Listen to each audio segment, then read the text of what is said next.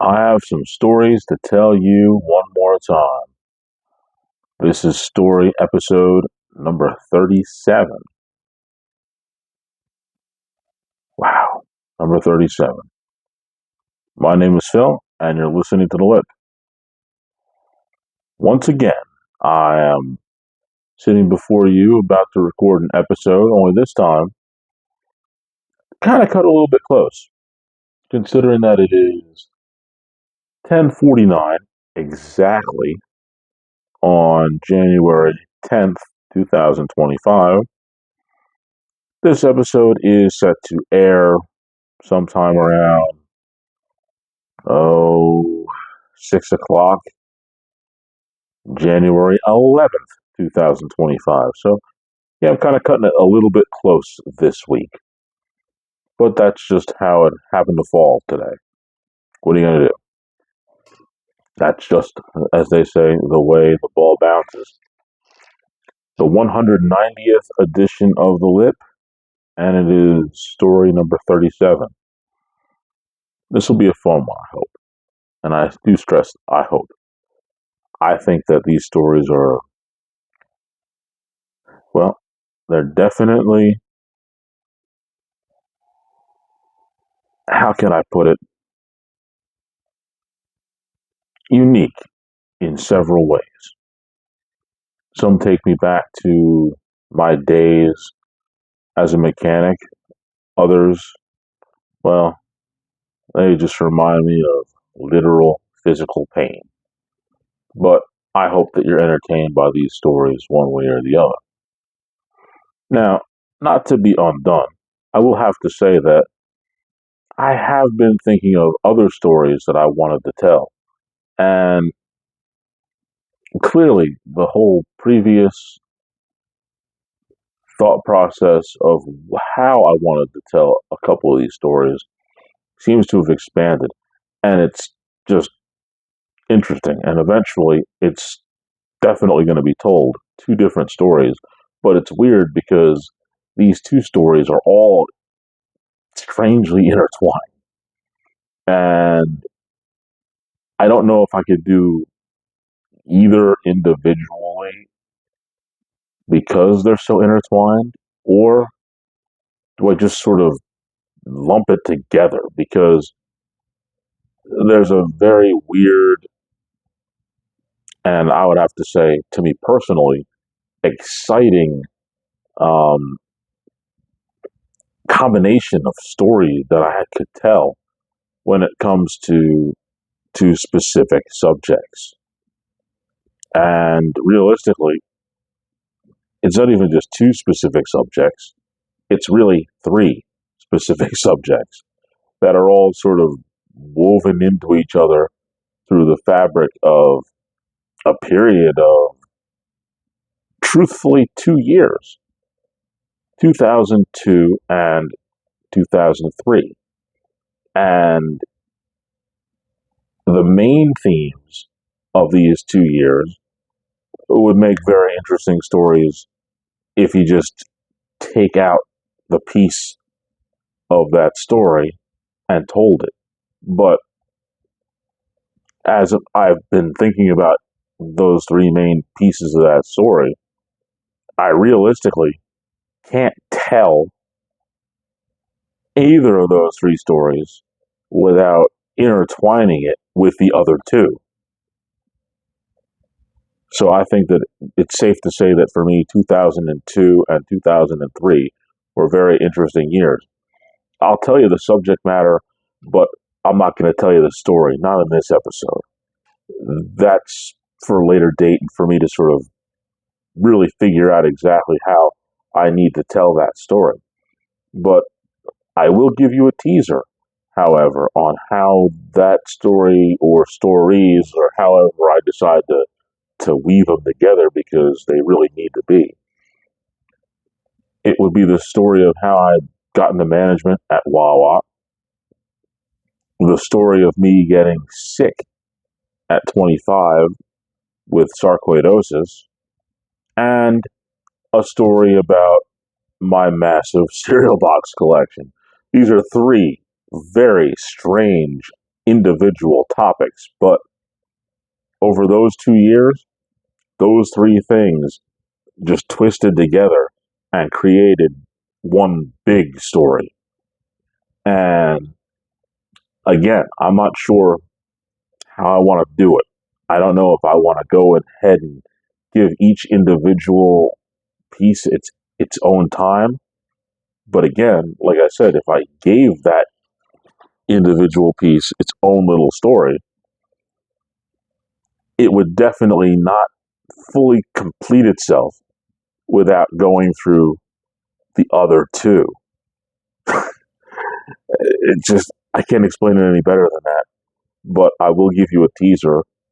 Sometime in the year 2025, I will be telling the story of me getting into management at Wawa, me getting sarcoidosis, and my story about my cereal box collection and how I put it together.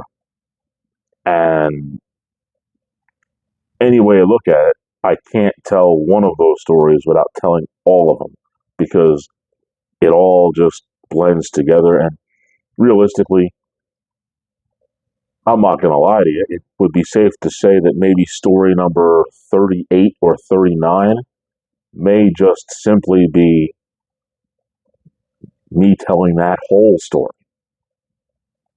That might even be the best way to go about it. Why do I say 38 or why do I say rather um, 39 or 40 for that? Because 38 has already got a different set of stories already. And to make a long story short, one of those stories happened today, just today. And of course, once more, I'm recording this January 10th, 2025, right before this show is supposed to air on January 11th, 2025. And that story, I'd like a little distance between today when the story happened and when I tell it, because I think, as they say, it allows um, a little bit of breathing room for the story, or as some people would say in a different line of work, the statute of limitations will have expired by that time. Not that it's that bad, but well, let's just say I'd rather not talk about it for at least 3 months. Let's just leave it at that. And on that note, I will be filling in the blanks. Little Dr. Pepper, because that open was definitely a little longer than I expected, but it needed to be every second of it. Now, to fill in the blanks, what question would I have today that needs to be filled in? Well, the question would be very simply,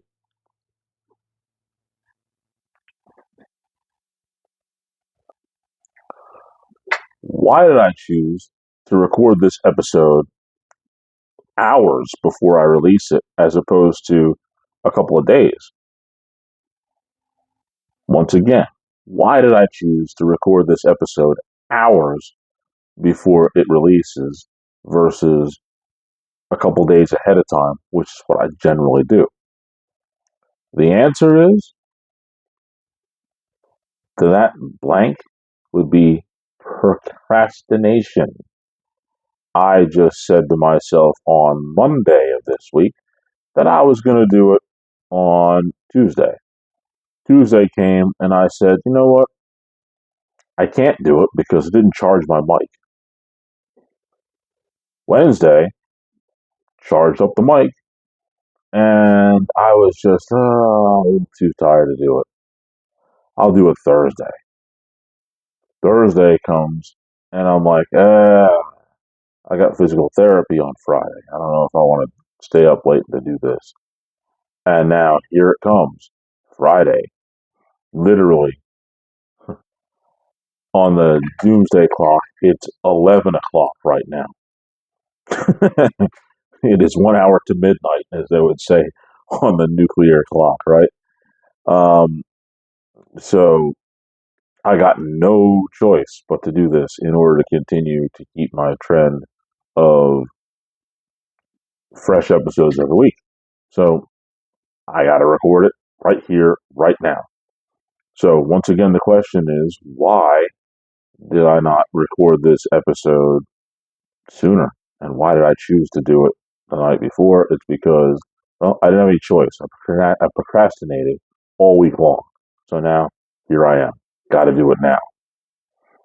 And on that note, it is time for the main event. Story number 37. Going to open up that book of my life to chapter 37. Here on the 190th episode of Lip, I give you these offerings. Looking at the notes, I think I'm going to start with the lesser of the stories and move on to some better stuff. Yeah, that's what we'll go with it. Here we go. A couple days ago, at this point, more like a month, took my car to get the oil change done in it. Got to do that as a mechanic. You know, you want to make sure to get that thing done every 3 months or 3,000 miles if you have regular oil. But God knows that everybody who has a vehicle that's made, I'm going to certainly say after 2020, for sure, your car is not using conventional oil anymore. They only use synthetic in them things now. It's just what it is. And of course, now the timing is now more like 5,000 miles to 5 months. Although you could still do 3 months, but you could probably get away realistically because it's synthetic oil for 5,000 miles. That's just the way of the world now. And I bring my vehicle to, of all places, one of my former companies that I work for, but not the actual building that I was at. So it's a different shop, same company. And I'm only going to give that company this much respect as far as identifying it. I will say that this company will never have a master tech work there. I'm going to go with that. I've worked for several companies that would have master tech or have had or do have master techs, but this one does not have a single master tech in the shop and never will, based on pay rate. That just doesn't work. Having said that, they have more than enough capable people to do oil changes and to change tires. And, or so I thought. And I stress that. So I thought. I'm not going to say I worked in the auto industry for the longest time. I'm not one of the lifers who've been in it for 15 to 25 years. No, no, no. I only worked in the auto industry for 7 years. That was it. That's all it was. At the end of the day, it was only 7 years. But over that 7 years, I'm going to pat myself on the back and say that I became pretty prolific with the very basic things, oil changes, tires, and batteries. Those things came real easy and real quick. Um, Brake jobs, steering and suspension stuff was my specialty after a while. But I can promise you that tires were simply gravy, easy money. Really was. A single tire can be pulled off a car or truck, for that matter, with or without the TPMS, which of course now they all have it, changed, replaced, and put back on the car in anywhere between 10 and 15 minutes per tire. It really doesn't take longer than that. Now, if you're really good The average person can do it. The average tech can do it around that time, especially if you're trying to make money. If you're getting flat rate pay, the rate to do a single tire is 15 minutes, a little more than 15 minutes. It's like zero point 0.3, so it's about 15 minutes to do a single tire. Two tires, typically, you get paid about a half an hour. Four tires, you get paid about an hour because it's about 15 minutes a tire to do. Now, the average guy that I knew in the shop would be able to blow a four tire job out anywhere between a half an hour and 40 minutes, about 10 minutes a tire. Just pop them off, boom, boom, boom, new tires on, and pop them back on, fill them up. They're already done out the door in 40, 45 minutes. And I give you 45 minutes because sometimes, and I do stress sometimes, if the service writer doesn't get the tires and you get the tires yourself, it could be more difficult to find the tires that you're looking for, and sometimes that might take a minute, and that changes the game and how long it takes you to change the tire. Now, having said all that, I witnessed when I was getting my oil changed the slowest tire change I've ever seen in 7 years. And granted, all things considered, the person I watched change the tire, you could tell he's been in the business for a little while, or at least I hope he had been. Um, it looked like he had the tire that he was going to replace with. So he had the tire off the car, and he set it up on the tire machine. He had the new tire next to him, so the tire was there. I started watching him break down the tire. Now, granted, you want to be careful taking off a tire with a TPMS because if you're not careful, you will break the TPMS monitor, and that's a problem. But if you've done 10 tires with TPMS, you're not going to break it. You know where they're at. Sometimes different vehicles have weirder systems, but stupid, I think it was Chrysler for some reason, and Dodge had these stupid floating ones inside the rim, which were the dumbest thing. And I finally, as far as I know, they hopefully got rid of them because they were the worst systems ever. Because the TPMS systems would get broken because it was just on a band inside the tire, and you just had to be careful. The other ones, the actual valve stem is hard, and you know that is the monitor is right there, and you can work around it, and it's not a problem. You just gotta, you can still be fast, and you can be careful. And I watched this guy attempt to get the tire off, and it was just fingernails on the chalkboard. It was so difficult. I'm watching him pop this thing loose, and I could see that he was just struggling with this tire. Just struggling with it. He was having all kinds of problems.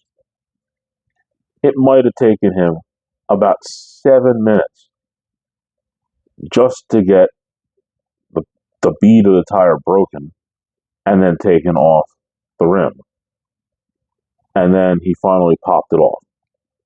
That's tire off the rim. At least 7 minutes. Now, 7 minutes for a good person counts taking the tire off the car, which he clearly had the tire off the car for a couple minutes, so he was already past 10. So, 7 minutes for a normal person, you should already have the tire off the car and off the rim completely. 7 minutes. It should definitely be done within like 5. Pop the tire off, pop it off thing, break the bead, get it separated, tire off, and now you're getting ready to put the new tire on. 5 minutes in. That should be. It should take. The thing about it is, it's so much easier to put the tire on than it is to take it off. So at that point, it should take maybe a minute to put the tire back on. But this guy did everything he could possibly do to make his life much more difficult. He did the dumbest thing I've ever seen, which is he just tried to put the tire right on the rim without any issues. Now, the thing that makes the tire go on so fast, a lot easier than it did to come off, is because there's either a container of what looks almost like paste, but it's a lube, or there's a liquid one where it's just really wet, and you lube down the tire on the bead, and that just makes that tire just slide right on. So it goes on way faster than it pops on. So like I said, a minute. So 5 minutes to get it off the car, a minute to just pop the tire back on, and then put the air in. But this guy, I don't know why he did this, and I'm looking right through the window, and I could see that there was lube right there. He just needed to pick up the little thing, the little brush, and it don't even take a lot, just a little bit of lube on the tire, and you can get the tire right on. He neglected that step. Now, from the perspective of someone who has worked on cars for 7 years and did a lot of tires, I know for sure that not only was it more difficult for him to put that tire on without lube, but he jeopardized the tire itself because you could break the bead of the tire by trying to put it on dry like that. You're not careful. So not only did he make his job more difficult, but he potentially could have damaged the new tire at the same time. That would have made his life a whole lot more miserable.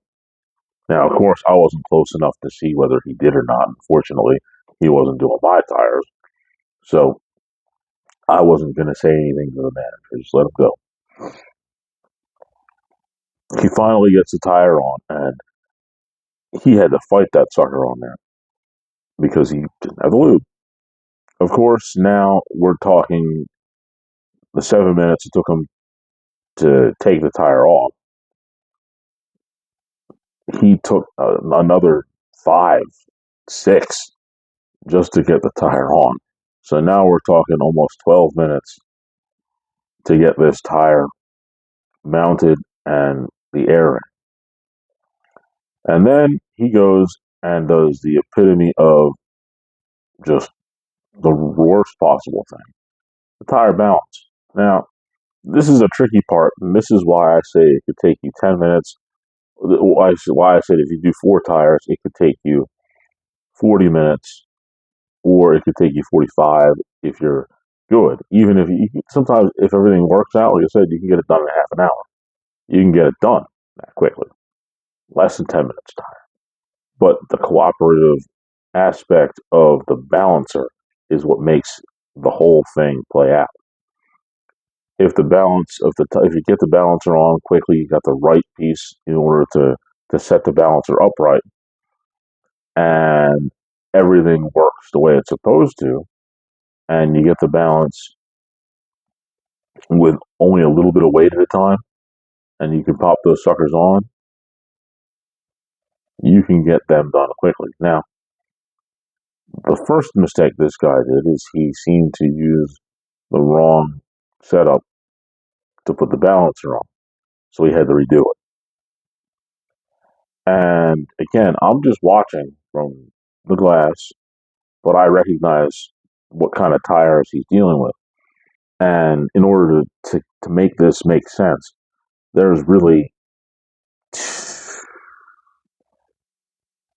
two basic types of tire that you have, and those are the ones that just have the regular flat out aluminum rims, and they put like a plastic cover off them to make them look nice. But with those rims, you can put balancing weights on both sides of the tire. Then there's the kind that you can only put weights on the inside.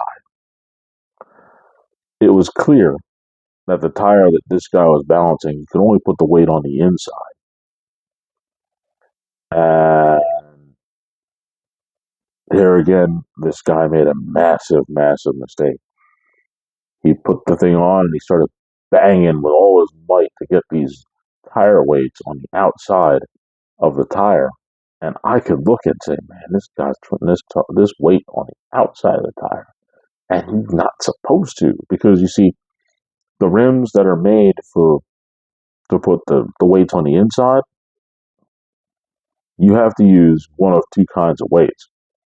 There are some that have the little rim on the outside that you can actually hammer little weights on. And then there are others that require sticky weights that you have to put on the inside of the tire, the inside of the rim itself, not on the ridge. And from what I could tell, and just like I said, my experience in the auto industry told me that the tires that he was working with required sticky weights. So, for one, you can't put sticky weights on the outside, and he's trying to hammer the regular weights on the outside. And when he realized that he was just scratching up the rim and it wasn't working, he then put the weights on the other side, which was a mistake that he figured out, that he couldn't get the weight on the inside because there was no groove for the weight to go on. So that makes his process even more difficult, because in order to put the weights on the inside with the sticky weight, you have to tell the balance machine, essentially, what kind of tire you're working with, whether you have the ability to use the outer rim or the inner rim, or if you have to only use the sticky weights on the inside. You have to, there's settings on the balancer in order to make the balancer know what kind of tire that you're trying to balance, to try not to get too technical with it. So he finally realized that he was doing it wrong, and he had to reset the machine, pull the tire off, let it balance again, and he finally finished it somewhere between 20 minutes and 22 minutes later. I know it was about that amount of time because I had already added up. Like I said, it was almost 15 minutes that he was messing around just putting the tire on. And then they brought my car in to do the oil change, and it was about halfway done. And my oil change only took about maybe half an hour, because they actually did a pretty good job checking out everything underneath. But it was a relatively new car, so there was nothing that they really had to look at. So they kind of went and did it kind of quick. And as I'm watching that, like I said, the guy finally got that one tire done halfway through my oil change, which came in about 15 minutes after he was already working on this thing. So it was probably, like I said, somewhere between 20 minutes and a half an hour for this guy to do this one tire. And I was just like, my goodness. I've done very low, thin profile tires, which could take about 20 minutes a tire because they're so tight. I've gotten them done in like 15 minutes a tire. And this dude is killing himself with a basic, simple tire. I don't understand. It was literally the slowest tire change I'd ever seen in my entire life. And I hope that for the service writer, he doesn't ever see anything like that again. That's just, that's too much. It's all day, every day. That's a killer. Now, it's time to talk to you about the next story. This one's a little bit more funny, but at the same time, it's a little bit more painful. These next two are all painful. Um, I I know I've told a lot of different people this story, but I've never actually I don't believe I've actually told it on the show. So here it comes. About 2 years ago now, I'm getting closer. We're pushing 2.5 years now.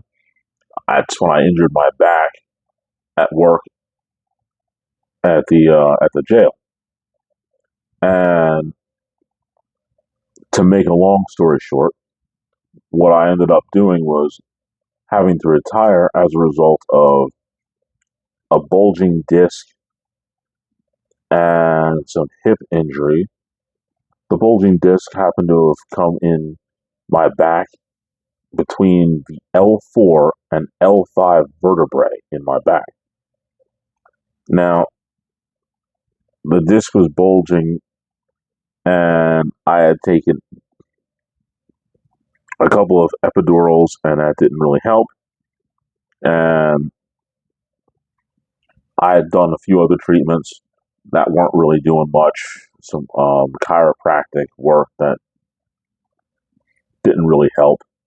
To the point my doctor finally told me that, yeah, you probably just stop doing that. We're going to try some other methods of pain control, which is what I'm doing now. Fast forward to my torn bicep. That whole process was absolutely miserable. Tearing my bicep was terrible and it hurt. And even as we speak, right now, January 10th, almost January 11th, considering it's 11:21 right now as I'm looking at the clock. I've been in physical therapy from October until present time, and we'll still have at least another month, give or take, in order to begin the process where this thing is going to be getting close to right. Now, having that been said, during surgery, I had a very interesting situation. Now, I have had several operations, less than half a dozen, but enough.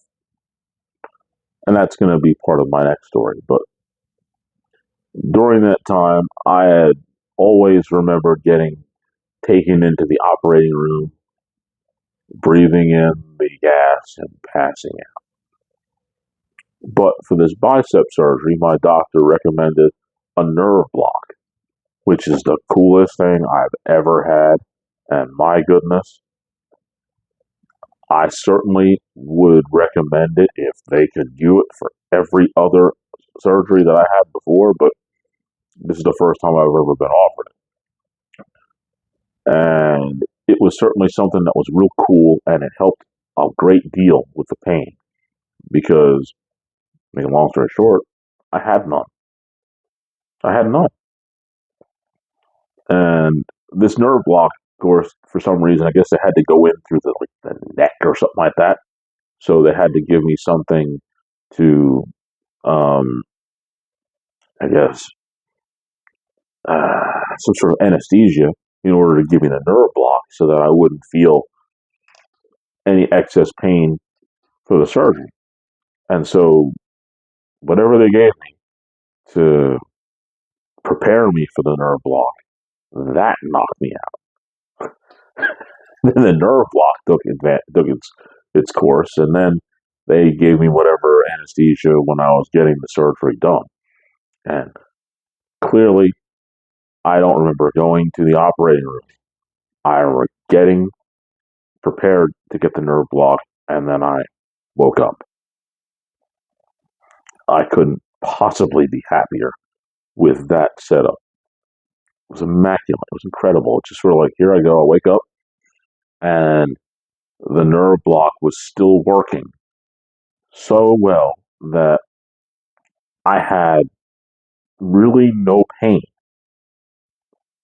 after I got up and I was in the post um, op area. I was still not feeling any pain.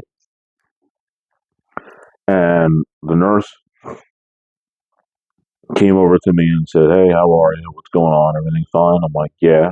I was a little delirious because all the anesthesia was still strong.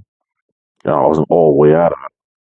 And the nurse said, "I'm going to recommend that we give you give you an oxycontin, and because the other stuff, the nerve block is still going. We give you this oxy, and you're going to feel good for the rest of the day, and you shouldn't really have anything."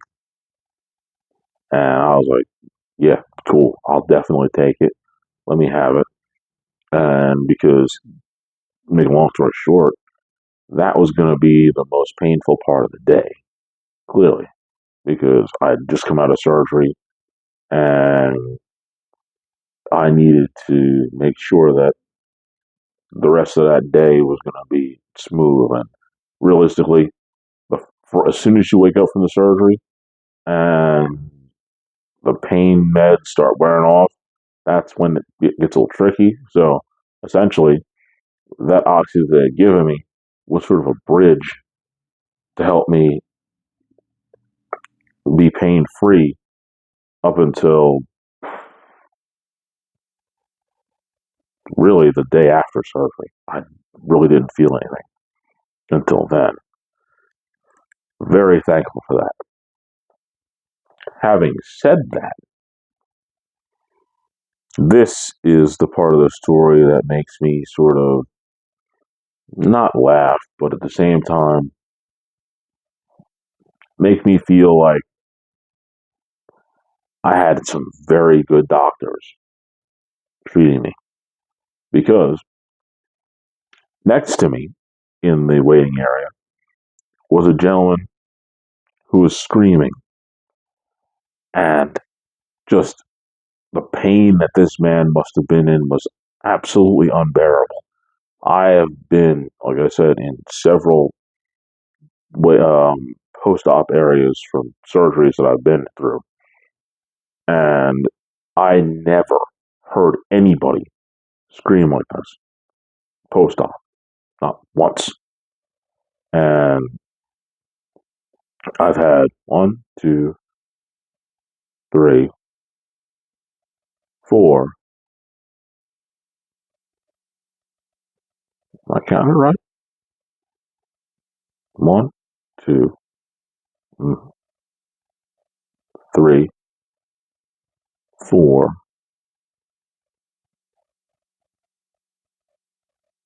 yeah, four,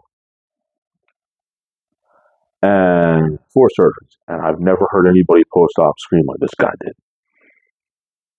And of course, I was still a little delirious, but it was clear that he was just absolute agony. And I was, in my mind, I was thinking to myself, man, that's just terrible. Whew. And then I hear the nurse who just gave me my Oxycontin called immediately down to, I guess, the pharmacy. And he said, "Hey, I have a patient here who's just in absolute agony. I'm going to need some Oxy for him. Um, he had a fusion. Fusion? I'm thinking, what? He had a fusion. Fusion where?" And then he said the magic words L4, L5. In other words, this guy had back surgery and he had a fusion between the two vertebrae that I had, my bulging disc. And he was just, you'd think he was just given an adamantium skeleton without any anesthesia, kind of like Wolverine. He was in bad, bad, bad shape. And only thing I could think of was L4, L5, L4, L5. Those two vertebrae, the ones that I heard. And I was just thinking the whole time, my gosh, did I dodge a bullet? I am so glad that my doctor had looked at my back and had tried those options and said that, well, your injury is maybe permanent, but there's not enough damage to fix it with surgery. Those words made me, at one time when he told me that, almost getting close to 2.5 years now, where when he told me those words, it made me at some point frustrated, but a little bit relieved. Using percentages because of having a couple of surgeries and knowing that when you get the thing done, you can start to move on from it and it gets fixed. It's like a car. I hate to say it like that. It's most of the time your body's like a car. If they can go in and they can do the operation and fix what's broken or torn, it can then take some time to heal. But once it heals, it can be better. And I'm not going to lie to you, probably I was 80-20 at that point. I was 80% disappointed that I didn't get the back surgery because I thought that, man, if I got it, I would be able to heal up a little bit and you wouldn't hurt every day, all day long. And 80% of me was a little upset about that. But then 20% of me was like, I don't want back surgery. I mean, no, I don't want them to play with that. Because that one wrong slip, this, the other. Not that I didn't trust my doctor. I love my doctor. I trust him with my life. Dr. Pfeiffer is a great guy. He is absolutely a great guy. And he has given me all the right answers every step of the way. I trust him completely. And when he said that surgery is not an option, I was like, well, you're the guy who knows.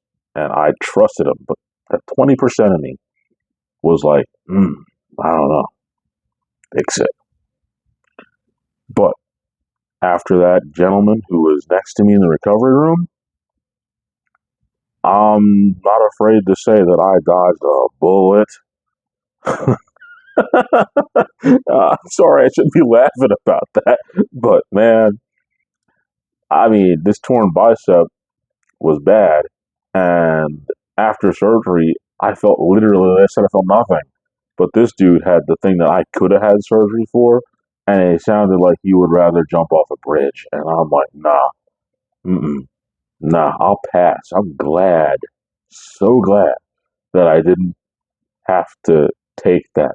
I mean, sorry, selfish as it may be to sound like that, but man, nope, nope, nope. I'm glad I could avoid it. Final story. I'm going to continue on the surgical theme. I just mentioned that I had 4 surgeries. We're not even going to go into the other things. Now, considering I'm not even going to talk about the other stuff. The other stuff don't matter. It's only about the surgeries. That is what I'm talking about here in this 4th story. And amazingly enough, there is a trend with my 4 surgeries, a very specific trend. And it's almost macabre like trend. Really, it's the only way I can put it. I tore I tore cartilage in my left knee twice. And the weird part about that was that I did it when I was 15 years old, and I did it again when I was 17 years old. The actual years were 93 and 95. Then we advance some years later. I ended up getting sick, that sickness that I want to talk about eventually. That happened in '03 when I was 25. And then I destroyed my ankle in '05 when I turned 27. So now hear this out.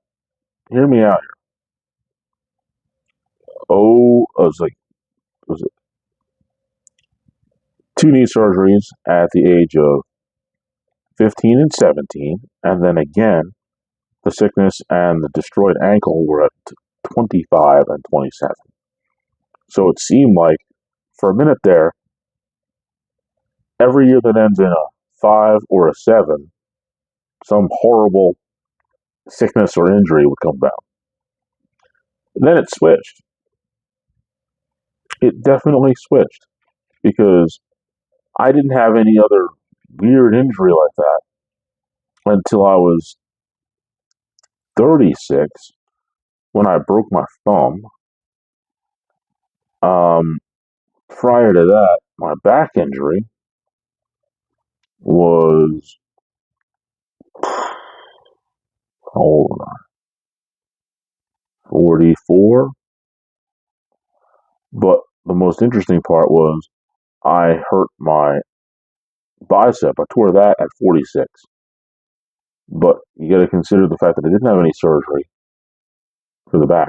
So, weirdly enough, I was injured at 15 and 17 requiring surgery. I actually had a lung biopsy when I was 25 as part of the sickness. And I broke my ankle and destroyed it at 27. So 25 and 27, I actually had surgeries. And then I had the the 5 and 7 thing ended, and it picked up at 6 because I ended up breaking my thumb at 36, and then I tore the bicep at 46. So that's an alarming trend all in its own. These numbers, like these weird number things, right? But then I thought about it. Of my actual orthopedic surgeries that require injuries that required surgery before, 3 of them happened in a more alarming situation. Now, hear this for what it is. 3 of those injuries happened in the same month, in August.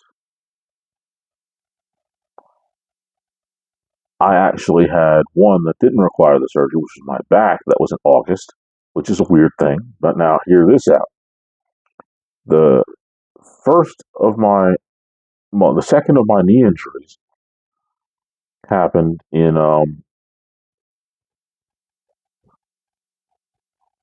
August during football practice in my senior year, and I don't remember what day it was, but I know it was in August. Then we fast forward to my destroyed ankle. That happened in August. But not just any day in August. It happened on one of my friend's birthdays in August. A friend that I worked with, August 30th. Never forget that day because it was my friend's birthday. Then we go to my back injury when I fell down the stairs. That happened on a day in August that I can't forget. It's my cousin's birthday, August 5th. And then my torn bicep happened on my uncle's birthday, August 3rd. So, August 3rd, 5th, and 30th, all birthdays of somebody who I know. And I injure myself badly on all those days. It's kind of interesting. The only other day that I had an injury that I don't know what day it was, but it was still in August, was my first knee surgery. Second knee surgery. I ended up hurting myself in uh, in August as well, but I don't remember what day it was. And now that's the crazy part because the fact that not only did I hurt myself 4 times in the month of August, 3 times absolutely knew somebody's birthday when it happened. Three. Now, that's just like, what? What are the odds of that? First, like I said, the weird thing between the fives and the sevens, and then the 10 years apart with 36 and 46, and then the weird, mysterious trend of me being hurt in the month of August, just in general. Like, man, that August just seems a bad month for me getting injured. And those dates, boy, whew. But I managed to dodge the bullet at 45. Didn't really have anything happen injury wise. 47, I should be cool. It seems like because nothing happened if nothing happened at 45. I feel at 47 should be a safe bet. But that's just the strangest trend that I came about with these injuries in August. Just some bad ones too, like some of the worst ones. The worst ones came in August. Like I said, that torn bicep, the destroyed ankle, those ones required um, hardware to put in. Had I had to have surgery on my back, that would have had hardware too. And then, of course, it was my second knee surgery that happened in August. So that ain't good. So, needless to say, I think that when it comes down to it, I might just want to be in a bubble in the month of August and just stay away from everyone or anything and just maybe get into a Lazarus chamber or some sort of, I don't know, suspended animation for 31 days between July 30th, 31st, and September 1st, just sort of just lock myself away for that time period and then reemerge. It just might be a good idea. At least for me, not for the orthopedic surgeons, man. They want me to be around doing stuff in August because boy, I help make sure that they have an incredible Labor Day because they get to see me so often in September. Well, that's the end of the main event. I'm going to ring the bell and we're going to go to one of my favorite things, which is the spear of the week. And another weird spear this week, as it was last week. And that spear of the week is going to be, well, I know I have a lot of people who I know who have birthdays in August still. And I know that there's at least 3 that I haven't been hurt on their birthday yet. And I'm hoping that it doesn't happen. And more I think about it, the one person's birthday may have been very near to my second knee injury. It very possibly could have been on that day. It's real possible. But we won't even talk about it. But the spear of the week has to be the fact that the month of August has just been an injury filled month for me. So the entire month of August is the spear of the week. Just that simple. Now, speaking of things that are not that simple, I'm going to pat myself on the back because, well, as far as my NFL picks for the year, did an entire season of NFL picks just to see how good I could be. And my goal was to be at least a 500 record. Now, turns out that I decided to do this thing, and I had a grand total of, let me see, how many games did I pick? All year long, I picked 90. 90 games. And out of those 90 games I picked, I compiled a record. Like I said the week before, I'm definitely better than 500. I did not do great in week 18 because week 18 is a weird week because, well, some teams don't care about winning, some teams care about winning a lot. And the teams that I picked, well, I didn't do very good this week. I picked the Ravens to lose to the Browns because they just didn't care because their playoff seed is locked up, and that was a problem. They did care, and they won 35-10. They blew out the Browns, where I thought so the Browns were going to edge them out 17-14. I was wrong. Minnesota versus Detroit. I expected that to be a high-scoring game because winner that one was probably going to be the one seed, and of course, well, yeah, it sure was. Minnesota was beaten. I expected it to be 49-45, big time scoring game. Now, Lions blew out the Vikings 31-9. Carolina Panthers, I thought that they were going to just go ahead and roll over and die to the Falcons, and nope. 38 to 40 points to 44 to 38. The Panthers said, "Nah, we're not going down without a fight." Well, the 49ers, their season was over 2 weeks ago, and it showed big time. They did what they could. I expected them to score 24 points, and they did. Unfortunately, the Carolina Panthers didn't score the 17 that I expected them to. They scored 47 and ate up the 49ers, 47-24. So I had that immaculate week in week 16 where I won every game I picked. I did one away from losing every game I picked, and that would have been a first. Fortunately, all season long, I had been able to keep myself above water, winning 3 here, winning 4 there. Like I said, week 16, won them all. But this week was the worst week I've had, and it was 1 win to 4 losses, but it didn't matter. Still gets my record to 52-38.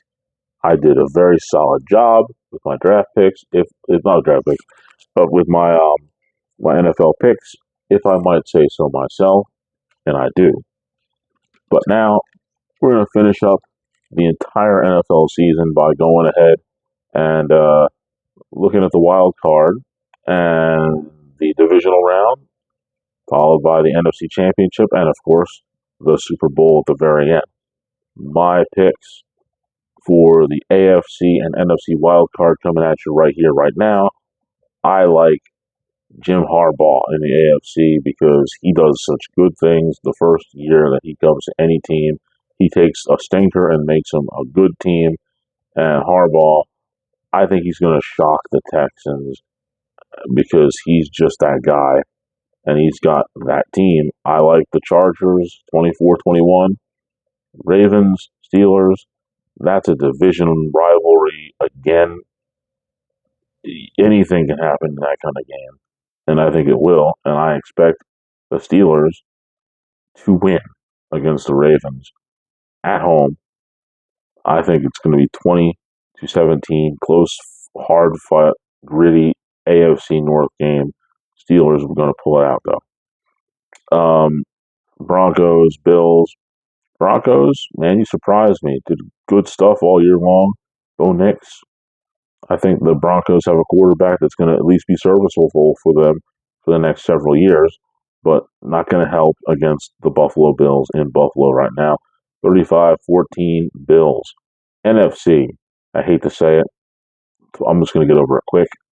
because this should have been the 49ers eventually defending the NFC Championship, which, of course, they will not.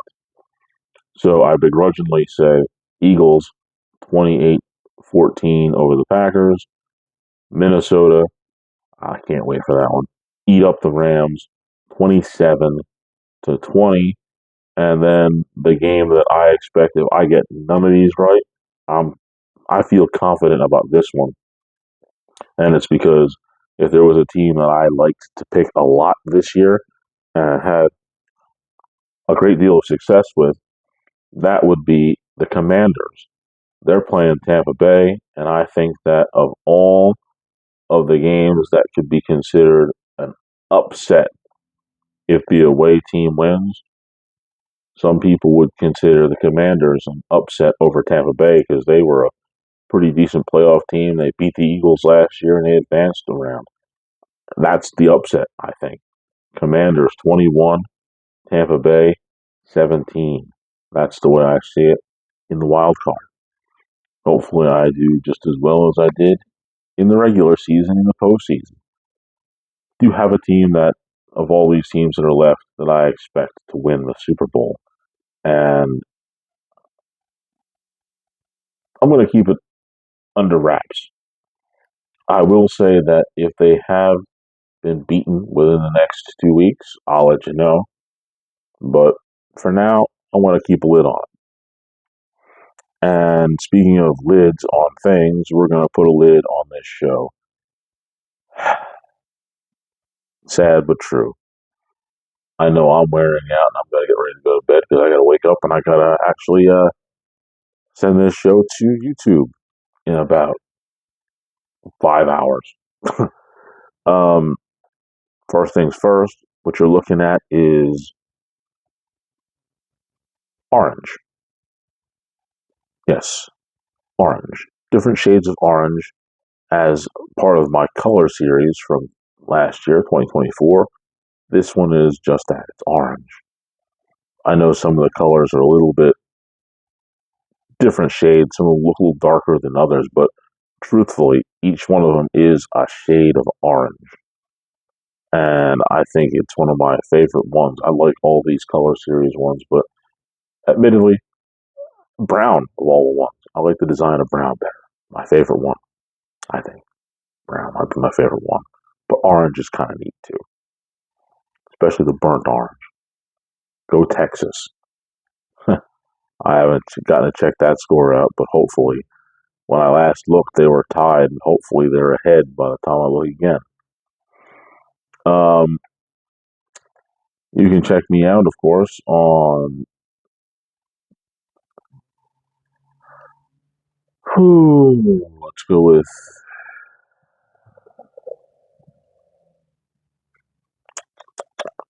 which one first? We'll go with the Facebook page, the LIP Facebook page. Join us. There's always room for one more on the LIP Facebook page. Instagram, 5-1, Philip Henderson 5102. That's where you can find me. I'm out there on X. You can check me out of all things. I've gotten a little bit of time to actually mess with TikTok, but just a little bit. I'm in there somewhere. But now it's time for the most important and my favorite part of the show, the words of wisdom. I've gotten two sets, and I don't know which one that I want to go with more than the other. Thinking about it. Yeah, okay. Here we go. This is for that guy who was changing those tires really, really slow. Eventually, you're going to know somebody who's just not quite as serviceable at what they're doing than they should be. That gentleman who's putting those tires on, boy, he just absolutely, he, without a doubt, would resemble this remark, as the great Gorilla Monsoon would say. Remember, when you give me a task, my last name is not Phelps or Hunt. That's exactly what that guy would say. Remember, when you give me a task, my last name is not Phelps or Hunt. For those of you who are not quite sure what I meant by that, well,